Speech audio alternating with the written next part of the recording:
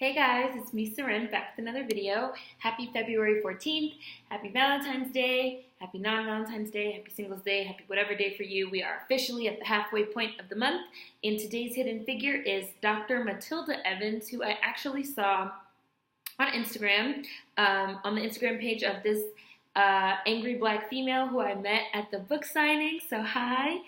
She posted Dr. Matilda Evans on Instagram yesterday. Friday. Wow, on Friday. And she said, Dr. Matilda Evans, first black woman to practice in the state of South Carolina and to establish the first black-owned hospital in the state in 1901. And I was like, Matilda Evans, I've never heard of her. Sounds like a hidden figure. Let's look her up. And I was just reading about this woman. So, Matilda Evans, MD, born May 13, 1872, died November 17, 1935, was the first African-American woman licensed to practice medicine in South Carolina and was an advocate for improved health care for African-Americans, particularly children. Matilda Arabella Evans was born on May 13, 1872 in Aiken, South Carolina. She was the eldest of 3 children and spent much of the beginning of her life working in fields alongside her family. After a mentor and sponsor helped Evans raise the necessary funds needed to attend Oberlin College, she left in 1892 after graduating in 1891 from Oberlin College to accept a teaching position at Haynes Institute.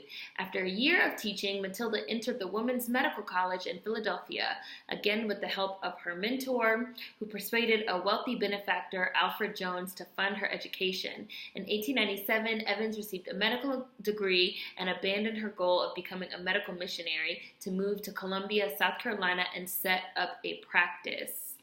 She enrolled at the Women's Medical College of Pennsylvania in 1893, received her MD in 1897, and moved to Columbia, South Carolina, where she was the first African-American woman to establish a medical practice in the state. Wow, the first African-American woman to establish a medical practice in the state. And then she goes on to found the first black hospital. As the first African-American woman licensed to practice in South Carolina, Evans was able to treat both black and white patients, causing her services to be in great demand. She built up a large clientele of wealthy white women who paid her sufficiently to allow her to treat poor black women and children for free. Well, go ahead, Matilda Evans. She practiced obstetrics, gynecology, and surgery, and cared for patients in her own home until she established the Taylor Lane Hospital and Training School for Nurses, the first black hospital in the city of Columbia in 1901. Dr. Evans took care of patients in her house before the establishment of the Taylor Lane Hospital because there were no medical facilities at the time that would allow an African-American physician to treat and admit patients. Wow. Evans later established another hospital, St. Luke's Hospital and Training School for Nurses, that she directed until 1918. Wow. Matilda Evans was highly active in her community. In addition to establishing Taylor Lane Hospital, which became St. Luke's Hospital and Training School for Nurses, she established a community health organization, a community center, and a boys' pool, Dr. Evans Park and Swimming Pool, among other countless benefits to Columbia's black community. Evans also conducted a survey of black school-aged children in Columbia, South Carolina, and found serious problems with their health care. She used the results to implement routine health examinations in schools. Evans had a special concern for black children. She believed that health care should be a citizenship right and a governmental responsibility, much like education. This is in the 1800s and early 1900s that she's saying this. She strongly advocated for public health care and petitioned the State Board of Health of South Carolina to provide free vaccines for black children.